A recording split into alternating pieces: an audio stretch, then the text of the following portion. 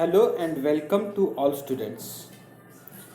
This is first year BSc class and today we are going to study about a continuous of a function. So today we are going to see about continuity of a function. So in this lecture, first of all we define what is meant by continuity of a function, okay, and we define continuity in terms of epsilon delta definition, okay. So let us start. First of all we define what is meant by continuous function. So definition is function f of x is said to be continuous at point x is equal to a if limit of function f of x as x tends to a is equal to f of a. So limit of function f of x as x tends to a is equal to f of a, then we say that function f of x is continuous at x is equal to a. And we define the continuity of a function in other way by defining the definition of limit in this limit in the definition, okay, or we define the continuity of function in other way. Function f of x is said to be continuous at a point x is equal to a if for a given epsilon greater than 0 however small there exists a delta greater than 0 such that whenever mod of x minus a is greater than 0 less than delta,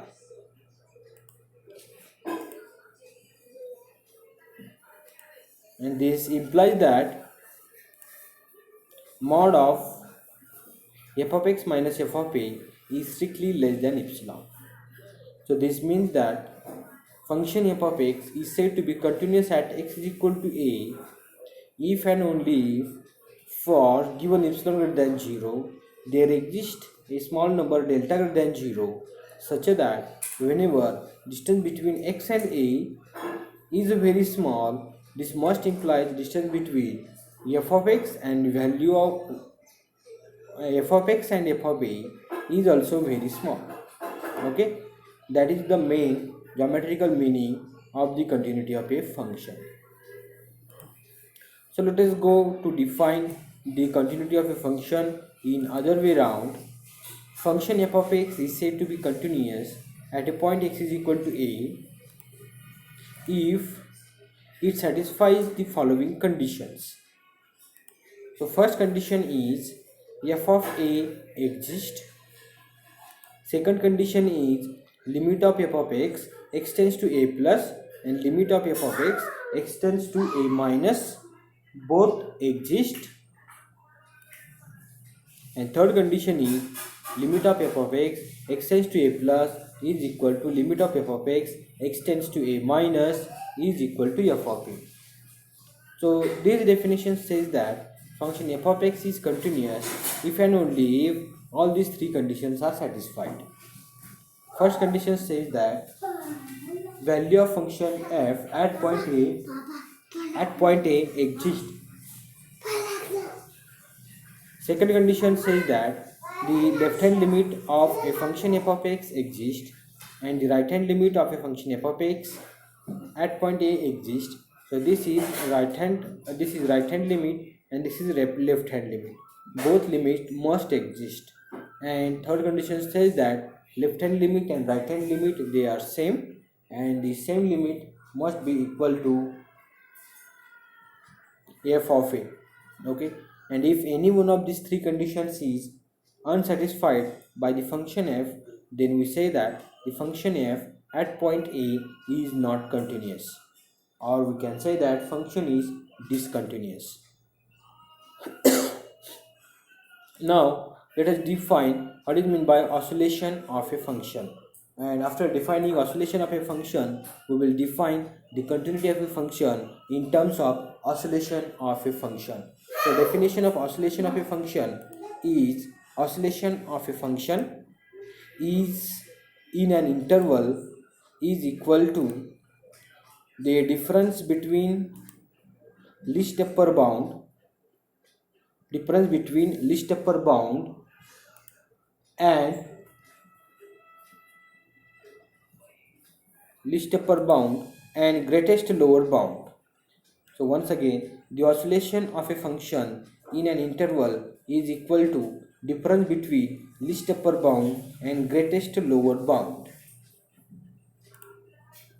of a function f of x in the interval.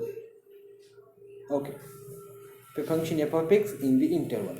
So once again, see here the definition of oscillation of a function. Oscillation of a function in an interval is equal to the difference between least upper bound and greatest lower bound of a function f of x in that interval. That is the very simple definition of oscillation of a function. Now let us go to define oscillation of a function in a delta neighborhood of a point A is equal to difference between least upper bound and greatest lower bound of a function f of x in a delta neighborhood of a point A. Let m1 is equal to least upper bound of f of x in a delta neighborhood of a point A, and m2 be greatest lower bound of function f of x in a delta neighborhood of a point A. Means here m1 and m2 are the least upper bound and greatest lower bounds of function f of x in a delta neighborhood of a point A is given. Then we can define the oscillation of a function f of x at point A is equal to m1 minus m2. So as we define, the oscillation is a difference between least upper bound and greatest lower bound. Therefore, oscillation of a function f of x at point A is equal to m1 minus m2. Now we define the continuity of a function f of x in terms of a oscillation. A function f of x is said to be continuous at a point x is equal to a if limit delta tends to 0, m1 minus m2 is equal to 0, or limit of m1 minus m2 as delta tends to 0 is equal to 0. Okay, so function f of x is said to be continuous at point x is equal to a if and only if limit of m1 minus m2 as delta tends to 0 is equal to 0. This is one more definition of a continuity of a function. Now we define continuity of a function in an interval, closed interval a comma b. So let us write the definition. Function f of x is said to be continuous in an interval, closed interval a comma b if it is continuous at each point in open interval ab.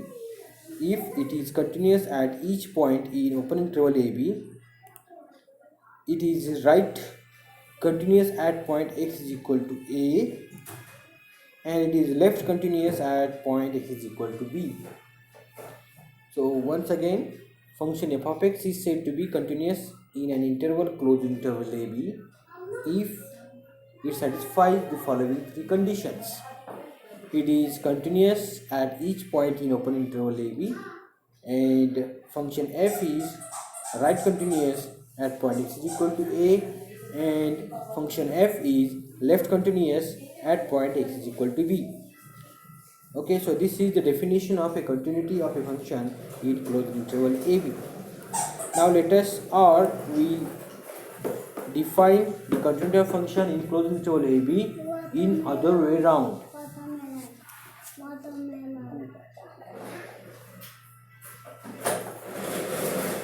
Continuity of function in other way round.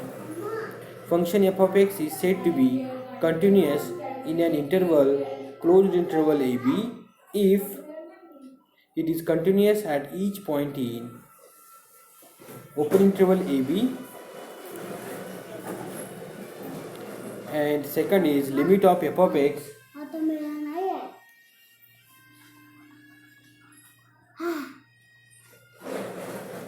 function f of x is said to be continuous in an interval closed interval AB if it is continuous at each point in open interval AB, and second condition is limit of f of x extends to a plus is equal to f of a, and third condition is limit of f of x extends to b minus is equal to f of b.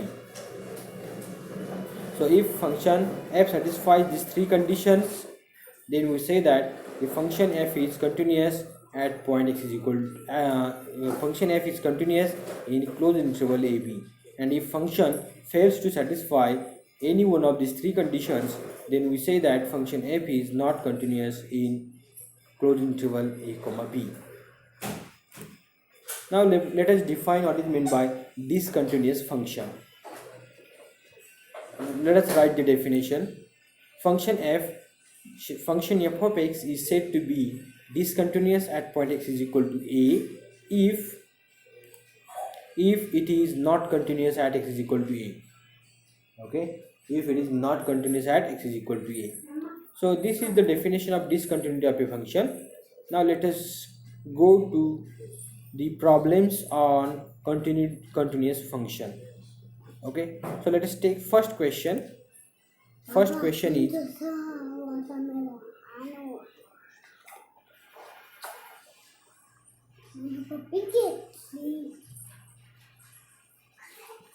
show that the function f of x is equal to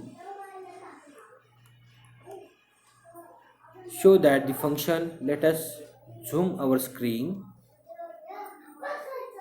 So let us see the question. Show that the function f of x is equal to x square plus x plus 1 is continuous at x is equal to 1. So we have given a polynomial function of degree 2, and we have to show that that function is continuous at x is equal to 1. So let us write the answer. We show that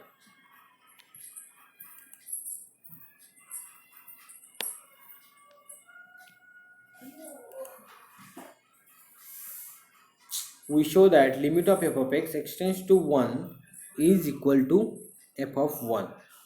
Okay, as we have to show that function f of x is continuous at x is equal to 1. For that, we show that by definition of continuity of a function f of x is continuous at x is equal to 1 if and only if limit of f of x extends to 1 is equal to f of 1. So we have to show that the function limit of f of x as extends to 1 is equal to f of 1, where f of x is to be given to be where f of x is given and it is x square plus x plus 1. Okay, this is we show that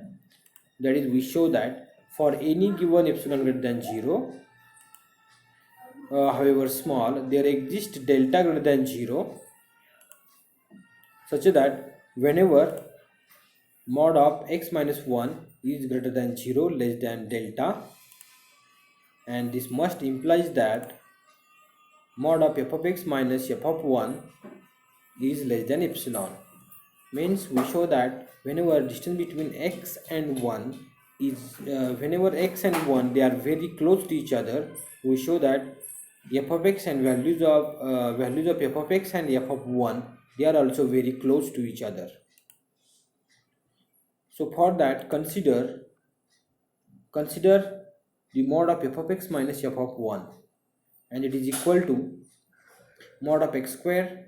So mod of f of x minus f of 1, it is equal to f of x is given x square plus x plus 1 minus f of 1 is 1 square plus 1 plus 1. Okay, and so if we remove these brackets, then we have x square plus x plus 1 minus 3. Okay, yes. Then in the next step we have mod of x square plus x minus 2. and we know that this is quadratic polynomial and has two factors, x plus 2 into x minus 1, and by property of modulus we can separate the modulus for these two terms. It is equal to mod of x plus 2 into mod of x minus 1. Now let us take delta to be less than 1. This implies that mod of x minus 1 is less than delta less than 1, and this implies that mod of x minus 1 is less than 1. This implies x minus 1 is greater than minus 1 less than 1, and this implies x is greater than 0 less than 2. So reaching from if I take a delta to be less than 1, so this will imply that x is greater than 0 less than 2, and this implies that, so just add 2 in each term, then we get 2 is less than x plus 2 less than 4, and this implies that mod of x plus 2 is less than 4. Now mod of f of x minus f of 1 is equal to mod of x plus 2 into mod of x minus 1, and it is less than, so instead of x plus 2 I will put 4, and instead of mod of x minus 1 I will put delta. So this term will be strictly less than 4 into delta. So consider delta to be epsilon by 4, and this implies that mod of f of x minus f of 1 is less than epsilon. And that is limit of f of x tends to 1 is equal to f of 1.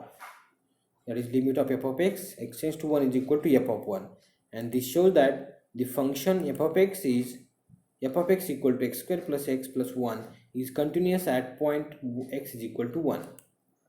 Okay, so this is the end of this question. Okay, and if we, okay, so for that to look over this question, you can zoom your screen and you can see all these things like this. Okay, this is the complete proof of our theorem. You can take a screenshot. Okay, question and its answer.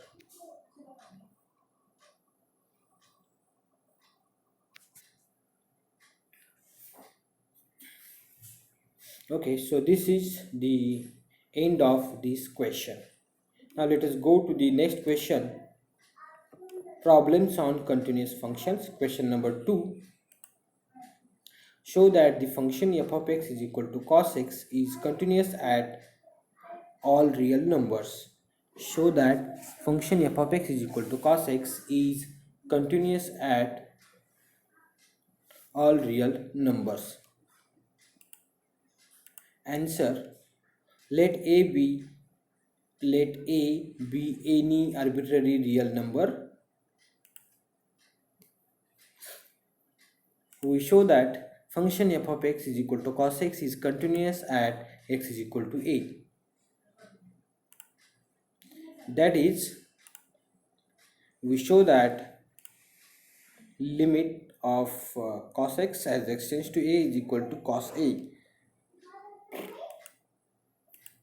That is, we show that for any given epsilon greater than 0, there exists a delta greater than 0 such that whenever mod of x minus a is greater than 0 less than delta, this implies that mod of cos x minus cos a is less than epsilon. Consider mod of cos x minus cos a is equal to mod of cos x minus cos a. Let us consider this term, and it is equal to, by properties or identities of trigonometric function, we have cos x minus cos a is equal to mod of minus 2 into sine of x plus a by 2 into sine of x minus a by 2. By property of modulus we can separate the modulus. See here, by property of modulus we can separate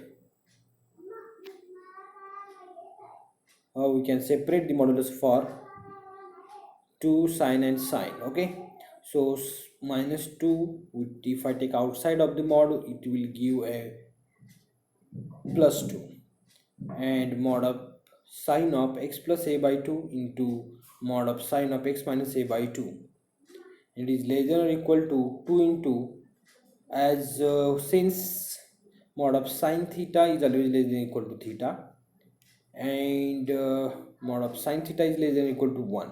So for first modulus we put a greater value 1, and for the second mod we put mod of x minus a by 2.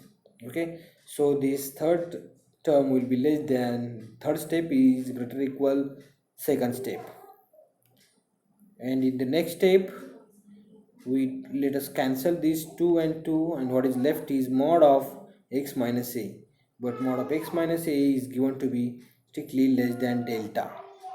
Okay, therefore now we choose delta is equal to epsilon. If I take delta is equal to epsilon, or okay, there exists delta, and if I choose delta is equal to epsilon, then what will happen, then mod of cos x minus cos a will be strictly less than epsilon, and thus limit of cos x as x tends to a will be equal to cos of a, and this implies that f of x is equal to cos a is continuous at x is equal to a, that is function f of x is equal to cos x is continuous at all real numbers. Okay, so thus we have proved the function f of x is equal to cos x is continuous at all real numbers. Okay, and the proof of this theorem is here. You can take a screenshot.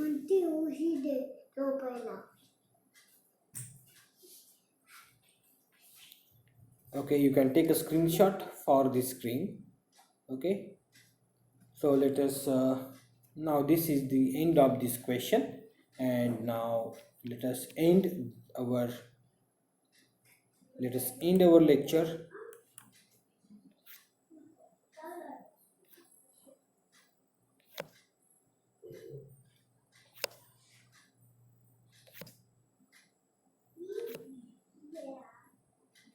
Okay, so thank you very much for paying attention.